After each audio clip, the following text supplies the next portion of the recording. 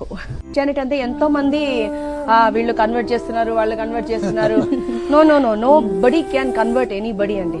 This is about Christ love. There are many fake people, అది కూడా నిజం చెప్పాలి, మనస్ఫూర్తిగా నేను మాట్లాడుతున్నాను. But my request to anybody is that please don't watch the Christians.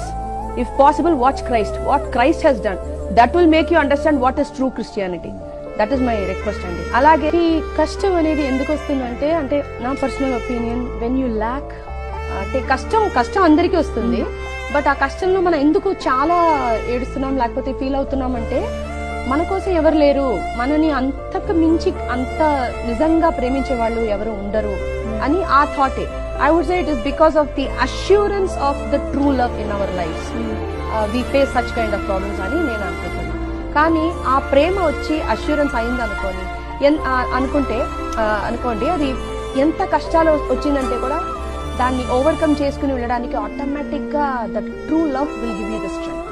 Okay, so అలాంటి ట్రూ లవ్ అనేది నా జీవితంలో ఎవరికన్నా నా దేవుడు యేసు ప్రభు వల్లనే ఆ ట్రూ లవ్ నాకు దొరికింది అని నేను చెప్పాలి.